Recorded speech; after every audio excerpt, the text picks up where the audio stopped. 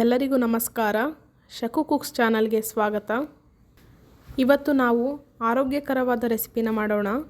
ಅದೇನೆಂದರೆ ಬಾಳೆ ದಿಂಡಿನ ಬಸ್ಸಾರು ಹಾಗೂ ಬಾಳೆ ದಿಂಡಿನ ಪಲ್ಯ. ಇದಕ್ಕೂ ಮುಂಚೆ ನೀವು ನನ್ನ ಚಾನಲ್ಗೆ ಸಬ್ಸ್ಕ್ರೈಬ್ ಆಗಿಲ್ಲ ಅಂದರೆ ದಯವಿಟ್ಟು ಸಬ್ಸ್ಕ್ರೈಬ್ ಆಗಿ. ನಾನು ಇಲ್ಲಿ 3 ಬಾಳೆ ದಿಂಡನ್ನು ತಗೊಂಡಿದ್ದೀನಿ. ಹಳ್ಳಿ ಕಡೆ ಆದರೆ ಈ ಬಾಳೆ ದಿಂಡು ಸುಲಭವಾಗಿ ಸಿಗುತ್ತೆ, ಆದರೆ ಸಿಟಿಯಲ್ಲಿ ಸಿಗೋದು ತುಂಬ ಕಷ್ಟ. ಈ ಬಾಳೆ ದಿಂಡನ್ನು ಈ ರೀತಿ ಸಣ್ಣದಾಗಿ ಕಟ್ ಮಾಡ್ಕೋಬೇಕು. ಕಟ್ ಮಾಡ್ಕೋಬೇಕಾದ್ರೆ ಇದರಲ್ಲಿ ನಾರು ಸಿಗುತ್ತೆ. ಈ ರೀತಿ ನಾರಿನಂಥದ್ದನ್ನೆಲ್ಲ ನೀಟಾಗಿ ತೆಗೆದಾಕಬೇಕು. ಕಟ್ ಮಾಡ್ಕೊಂಡು 5 ನಿಮಿಷದಲ್ಲೇ ಈ ಬಾಳೆ ದಿಂಡು ಕಪ್ಪಾಗಿದೆ. ಇದೇನಾಗಲ್ಲ. 1 ಗ್ಲಾಸ್ ನೀರು ಕುಡಿಯೋಂತಹ ಗ್ಲಾಸ್ನಲ್ಲಿ ಹುಳ್ಳಿಕಾಳನ್ನ ತಗೊಂಡು ಅದನ್ನು ನೀಟಾಗಿ ವಾಶ್ ಮಾಡಿಟ್ಕೊಂಡಿದ್ದೀನಿ. ಈಗ ಕುಕ್ಕರ್ಗೆ 1 ಚಮಚಷ್ಟು ನೀರನ್ನು ಹಾಕ್ಕೊಳ್ತಾ ಇದ್ದೀನಿ. ಅಂದರೆ 1 ಲೀಟರಷ್ಟು ನೀರನ್ನು ಸೇರಿಸ್ಕೊಳ್ತಾ ಇದ್ದೀನಿ. ಈ ನೀರನ್ನು ಒಂದು 5 ನಿಮಿಷ ಕಾಯೋದಕ್ಕೆ ಬಿಡೋಣ. ಒಂದು 5 ನಿಮಿಷ ಕಾಯ್ದಾದ್ಮೇಲೆ ತೊಳೆದಿಟ್ಕೊಂಡಿರುವಂತಹ ಹುಳ್ಳಿಕಾಳನ್ನು ಸೇರಿಸ್ಕೊಳ್ಳೋಣ.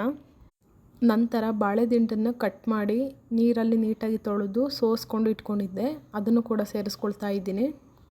ನಾನು ಇಲ್ಲಿ 3 ಬಾಳೆ ದಿಂಡನ್ನು ಕಟ್ ಮಾಡ್ಕೊಂಡಿರೋದ್ರಿಂದ ಸ್ವಲ್ಪ ಜಾಸ್ತಿನೇ ಆಗಿರೋದ್ರಿಂದ 1 ಲೀಟರಷ್ಟು ನೀರನ್ನ ತೊಗೊಂಡಿದ್ದೆ. ನೀವು ನೋಡಿಕೊಂಡು ನೀರನ್ನು ತಗೋಬೇಕು.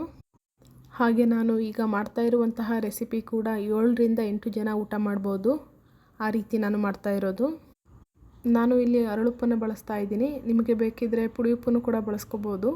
ಇಲ್ಲಿ 1 ಚಮಚದಷ್ಟು ಅರಳುಪ್ಪನ್ನು ಹಾಕ್ಕೊಳ್ತಾ ಇದ್ದೀನಿ. ಕುಕ್ಕರ್ ಮುಚ್ಚಿ 2 ವಿಷಲ್ ಬರೆಸ್ಕೊಳ್ಳೋಣ. ಗ್ಯಾಸ್ ಹಚ್ಚಿ ಬಾಣಲಿನ ಕಾಯೋದಕ್ಕೆ ಇಟ್ಬಿಟ್ಟು ಕಟ್ ಮಾಡ್ಕೊಂಡಿರುವಂತಹ ಒಂದೇ ಒಂದು ಈರುಳ್ಳಿನ ಸೇರಿಸ್ಕೊಂಡು ನೀಟಾಗಿ ಫ್ರೈ ಮಾಡ್ಕೊಳ್ಳೋಣ. ಇಲ್ಲಿ ನಾನು ಯಾವುದೇ ರೀತಿ ಎಣ್ಣೆನ ಹಾಕ್ಕೊಂಡಿಲ್ಲ, ಹಾಗೆ ಡ್ರೈಯಾಗಿ ಬಾಣಲಿಯಲ್ಲಿ ಫ್ರೈ ಮಾಡ್ಕೊಳ್ತಾ ಇದ್ದೀನಿ. ಈ ರೀತಿ ಫ್ರೈ ಮಾಡಾದಮೇಲೆ ಇದನ್ನು ಒಂದು ಪ್ಲೇಟ್ಗೆ ತಗೊಳ್ಳೋಣ.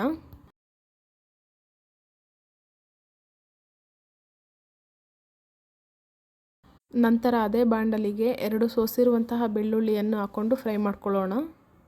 ಒಂದು 3 ನಿಮಿಷ ಫ್ರೈ ಮಾಡ್ಕೊಂಡಾದಮೇಲೆ ಪ್ಲೇಟ್ಗೆ ತೆಗೆದಿಟ್ಕೊಳ್ಳೋಣ.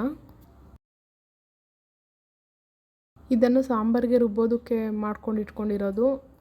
ಸ್ವಲ್ಪ ತೆಂಗಿನಕಾಯಿನ ತುರಿದಿಟ್ಕೊಂಡಿದ್ದೀನಿ.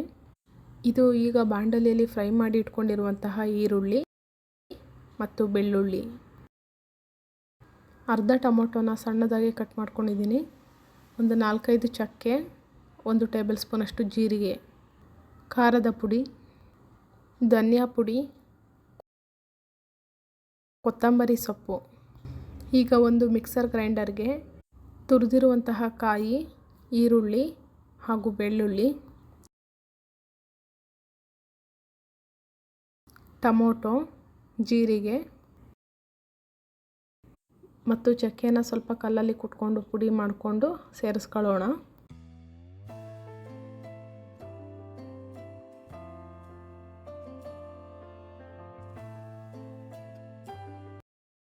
ಸ್ವಲ್ಪ ಕೊತ್ತಂಬರಿ ಸೊಪ್ಪು, 3 ಟೇಬಲ್ ಸ್ಪೂನ್ ಖಾರದ ಪುಡಿ,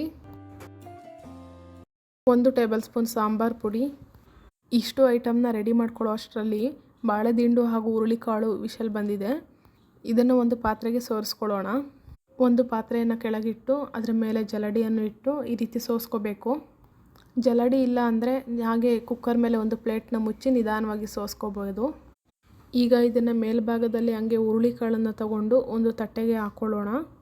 ಸ್ವಲ್ಪನೇ ಹುರುಳಿಕಾಳನ್ನು ತಗೊಂಡು ಈ ರೀತಿ ತಟ್ಟೆಗೆ ಹಾಕ್ಕೋಬೇಕು. ಯಾಕಂದರೆ ಇದನ್ನು ರುಬ್ಬೋದಕ್ಕೆ ತಗೊಳ್ತಾ ಇದ್ದೀನಿ, ಹಾಗಾಗಿ ಸ್ವಲ್ಪ ಆರಲಿ ಅಂತ ತಟ್ಟೆಗೆ ಹಾಕ್ಕೊಂಡಿದ್ದೀನಿ. ಈಗ ಎಲ್ಲ ಐಟಮ್ನ ಹಾಕಿ ರೆಡಿ ಮಾಡ್ಕೊಂಡಿದ್ದಂತಹ ಮಿಕ್ಸರ್ ಗ್ರೈಂಡರ್ಗೆ ಸ್ವಲ್ಪ ನೀರನ್ನು ಸೇರಿಸ್ಕೊಳ್ಳೋಣ. ಇದನ್ನು ಹಾಗೆ 1 ರೌಂಡು ಮಿಕ್ಸರ್ ಗ್ರೈಂಡರಲ್ಲಿ ರುಬ್ಬೋಣ. ನಂತರ ಇದಕ್ಕೆ ತಟ್ಟೆಯಲ್ಲಿ ಆರಿಸಿಟ್ಕೊಂಡಿರುವಂತಹ ಹುರುಳಿಕಾಳನ್ನು ಸೇರಿಸ್ಕೊಳ್ಳೋಣ. ನಂತರ ಮತ್ತೆ ಮಿಕ್ಸರ್ ಗ್ರೈಂಡರಲ್ಲಿ ರುಬ್ಬಿ ಹಾಗೆ ಇಟ್ಕೊಳ್ಳೋಣ. ಈ ಪಾತ್ರೆಯಲ್ಲಿ ಸೋಸಿಟ್ಕೊಂಡಿರುವಂತಹದ್ದು ಬಾಳೆ ದಿಂಡು ಹಾಗೂ ಹುರುಳಿಕಾಳಿನ ರಸ. ಇದನ್ನು ಸಪ್ಪೆಕಟ್ಟು ಅಂತಲೂ ಕೂಡ ಹೇಳ್ತೀವಿ. ಈ ಸಪ್ಪೆಕಟ್ಟಿನ ನೀರನ್ನು ದಿನ 1 ಗ್ಲಾಸು 1 ಟೇಬಲ್ ಸ್ಪೂನ್ ತುಪ್ಪವನ್ನು ಹಾಕ್ಕೊಂಡು ಕುಡಿದ್ರೆ ನಮ್ಮ ಹೊಟ್ಟೆಯಲ್ಲಿ ಅಥವಾ ಕಿಡ್ನಿಯಲ್ಲಿ ಕಲ್ಲುಗಳಿದ್ದರೆ ಅದು ಕೂಡ ವಾಸಿಯಾಗುತ್ತೆ ಅಂತ ಹೇಳ್ತಾರೆ. ಈ ಬಾಳೆ ದಿಂಡಿನ ಸಾರು ಹಾಗೂ ಸಪ್ಪೆಕಟ್ಟು ಇದೆಲ್ಲ ಕೂಡ ಕಿಡ್ನಿಗೆ ಹಾಗೂ ಆರೋಗ್ಯಕ್ಕೆ ತುಂಬ ಒಳ್ಳೆಯದು. ಹೊಟ್ಟೆಯಲ್ಲಿನ ಕಲ್ಮಶಗಳನ್ನು ಕೂಡ ನಿವಾರಣೆ ಮಾಡುತ್ತೆ. ಈ ಸಪ್ಪೆಕಟ್ಟನ್ನು ನಾನು ಈಗ ಸಾಂಬಾರಿಗೆ ಉಪಯೋಗಿಸ್ಕೊಳ್ತೀನಿ. ಹಾಗೆ ಇದು ಈಗ ರುಬ್ಬಿಟ್ಕೊಂಡಿರುವಂತಹ ಖಾರ, ಹಾಗೆ ಒಗ್ಗರಣೆಗೆ 1 ಈರುಳ್ಳಿ ಹಾಗೆ 1 ಟೊಮೊಟೊ, ಕರಿಬೇವು ಇಷ್ಟನ್ನು ತಗೊಂಡಿದ್ದೀನಿ. ಸ್ವಲ್ಪ ಪ್ರಮಾಣದಲ್ಲಿ ಹುಣಸೆ ಹಣ್ಣನ್ನು ನೀರಿಗೆ ನೆನೆ ಇಟ್ಕೊಂಡಿದ್ದೀನಿ ಮೊದಲೇ. ಈಗ ಒಗ್ಗರಣೆಗೆ ಹಾಕೋಣ.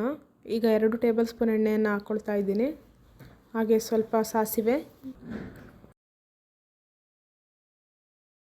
ಕಟ್ ಮಾಡಿಟ್ಕೊಂಡಿರುವಂತಹ ಒಂದೇ ಒಂದು ಈರುಳ್ಳಿ ಹಾಗೂ ಕರಿಬೇವನ್ನು ಸೇರಿಸ್ಕೊಳ್ಳೋಣ.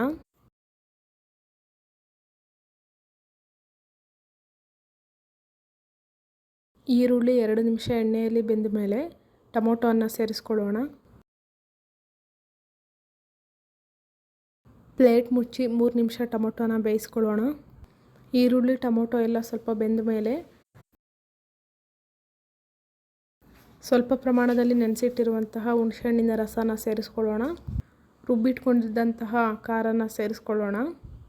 ಖಾರನ ನೀಟಾಗಿ ಬಳಿದು ಹಾಕ್ಕೊಂಡಾದ್ಮೇಲೆ ಅದೇ ಮಿಕ್ಸರ್ ಗ್ರೈಂಡರ್ಗೆ ಸಪ್ಪೆಕಟ್ಟಿನ ರಸನ ಸೇರಿಸ್ಕೊಂಡು ನೀಟಾಗಿ ಬಳಿದು ಹಾಕ್ಕೊಳ್ಳೋಣ. ಎಲ್ಲ ಸಪ್ಪೆಕಟ್ಟಿನ ರಸನೂ ಸೇರಿಸ್ಕೊಂಡಾದ್ಮೇಲೆ ಪ್ಲೇಟ್ ಮುಚ್ಚಿ ಕುದಿಯೋದಕ್ಕೆ ಬಿಡೋಣ. ಅದನ್ನು ಹಾಗೆ ಕುದಿಯೋದಕ್ಕೆ ಬಿಟ್ಟು ಇನ್ನೊಂದು ಗ್ಯಾಸ್ ಸ್ಟವ್ ಮೇಲೆ ಕಾಳಿಗೆ ರೆಡಿ ಮಾಡ್ಕೊಳ್ಳೋಣ. ನಾನು ಇಷ್ಟು ಬಾಳೆದಿಂಡು ಹಾಗೂ ಹುರುಳಿಕಾಳನ್ನು ಬೇಯಿಸ್ಕೊಂಡಿದ್ದೆ. ಇದು ಚೆನ್ನಾಗಿ ಬೆಂದಿದೆ 2 ವಿಷಲ್ಗೆ. ಕೆಲವು ಟೈಮು 3 ವಿಷಲ್ ಕೂಡ ತಗೊಳುತ್ತೆ, ಕೆಲವು ಹುರುಳಿಕಾಳು ಬೇಯೋದಕ್ಕೆ ಟೈಮ್ ತಗೊಳುತ್ತೆ. ಆದರೆ ನಾನು ಇಲ್ಲಿ 2 ವಿಷಲ್ಗೆ ಬೇಯಿಸ್ಕೊಂಡಿದ್ದೀನಿ ಚೆನ್ನಾಗಿ. ಈ ಕಾಳು ಒಗ್ಗರಣೆಗೆ ನಾನು ಸ್ವಲ್ಪನೇ ತೆಂಗಿನಕಾಯಿನ ತೊಗೊಂಡಿದ್ದೀನಿ. ನೀವು ಬೇಕಾದರೆ ಜಾಸ್ತಿ ತೆಂಗಿನಕಾಯಿನೂ ಕೂಡ ಬಳಸ್ಕೋಬೋದು. ಇಲ್ಲಿ ನಾನು ನಮ್ಮನೇಲಿ ಸ್ವಲ್ಪನೇ ಬಳಸೋದ್ರಿಂದ ಸ್ವಲ್ಪನೇ ತೊಗೊಂಡಿದ್ದೀನಿ. ಈ ಕಾಳಿಗೆ ನಾನು 4 ಈರುಳ್ಳಿನ ಕಟ್ ಮಾಡಿ ಇಟ್ಕೊಂಡಿದ್ದೀನಿ. ಹಾಗೆ 1 ಕರಿಬೇವು, 5 ಮೆಣಸಿನಕಾಯಿನೂ ಕೂಡ ಕಟ್ ಮಾಡಿ ಇಟ್ಕೊಂಡಿದ್ದೀನಿ. ಇಷ್ಟು ಪದಾರ್ಥಗಳನ್ನು ನಾನು ಒಗ್ಗರಣೆಗೆ ಬಳಸ್ತೇನೆ. ಈಗ ಕಾದಿರುವಂತಹ ಬಾಣಲಿಗೆ 4 ಟೇಬಲ್ ಸ್ಪೂನ್ ಎಣ್ಣೆನ ಹಾಕ್ಕೊಳ್ಳೋಣ. 1/4 ಟೇಬಲ್ ಸ್ಪೂನ್ ಸಾಸಿವೆ, ನಂತರ ಮೆಣಸಿನಕಾಯಿ ಹಾಗೂ ಈರುಳ್ಳಿ, ಕರಿಬೇವು ಇಷ್ಟನ್ನು ಸೇರಿಸ್ಕೊಂಡು ನೀಟಾಗಿ ಫ್ರೈ ಮಾಡ್ಕೊಳ್ಳೋಣ.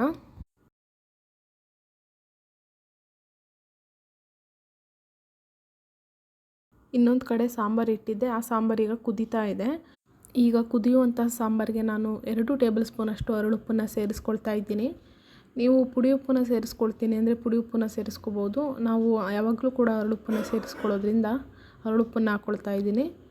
ಈಗ ಸಾಂಬಾರು ಇನ್ನೊಂದು ಸ್ವಲ್ಪ ಕುದೀಲಿ, ಅಷ್ಟರಲ್ಲಿ ನಾವು ಕಾಳನ್ನು ಒಗ್ಗರಣೆಗೆ ಹಾಕ್ಕೊಳ್ಳೋಣ. ಈರುಳ್ಳಿ ಎಲ್ಲ ಬೆಂದಿದೆ. ಈಗ ಇದಕ್ಕೆ ಕಾಳನ್ನು ಸೇರಿಸ್ಕೊಳ್ಳೋಣ. ನಂತರ ತುರಿದಿಟ್ಕೊಂಡಿರುವಂತಹ ತೆಂಗಿನಕಾಯಿನ ಸೇರಿಸ್ಕೊಳ್ಳೋಣ. ಈಗ ಇದನ್ನು ನೀಟಾಗಿ ಮಿಕ್ಸ್ ಮಾಡಿಕೊಂಡು ಗ್ಯಾಸ್ ಸ್ಟವ್ನ ಆಫ್ ಮಾಡ್ಕೊಳ್ಳೋಣ. ಹಾಗೆ ಸಾಂಬಾರು ಕೂಡ ಕುದ್ದಿದೆ, ಅದನ್ನು ಕೂಡ ಆಫ್ ಮಾಡ್ಕೊಳ್ತಾ ಇದ್ದೀನಿ. ಈ ಬಾಳೆದಿಂಡಿನ ಬಸ್ಸಾರು ಅಥವಾ ಬಾಳೆದಿಂಡಿನ ಕಾಳು ಇದನ್ನು ನಾವು 2 ತಿಂಗಳಿಗೆ ಒಂದು ಸಲನಾದ್ರು ಕೂಡ ನಾವು ತಿನ್ನಬೇಕು. ಇದನ್ನು ತಿನ್ನೋದ್ರಿಂದ ನಮಗೆ ಆರೋಗ್ಯಕ್ಕೂ ಕೂಡ ತುಂಬ ಒಳ್ಳೆಯದು ಹಾಗೂ ಏನೇ ತೊಂದರೆಗಳಿದ್ರೂ ಕೂಡ ನಿವಾರಣೆ ಆಗುತ್ತೆ. ಮುಖ್ಯವಾಗಿ ಕಿಡ್ನಿ ಸ್ಟೋನ್ ಇರೋರು ಇದನ್ನು ತಿನ್ನೋದ್ರಿಂದ ಅಥವಾ ಈ ರಸನ ಕುಡಿಯೋದ್ರಿಂದ ಕಿಡ್ನಿ ಸ್ಟೋನ್ ಬೇಗನೆ ವಾಸಿಯಾಗುತ್ತೆ ಅಂತ ಕೂಡ ಹೇಳ್ತೀನಿ. ಈ ವಿಡಿಯೋ ನಿಮಗೆ ಇಷ್ಟ ಆಗಿದರೆ ದಯವಿಟ್ಟು ಸಬ್ಸ್ಕ್ರೈಬ್ ಮಾಡಿ ಹಾಗೂ ಲೈಕ್ ಮಾಡಿ, ನಿಮ್ಮ ಫ್ರೆಂಡ್ಸ್ಗಳಿಗೂ ಶೇರ್ ಮಾಡಿ. ಧನ್ಯವಾದಗಳು.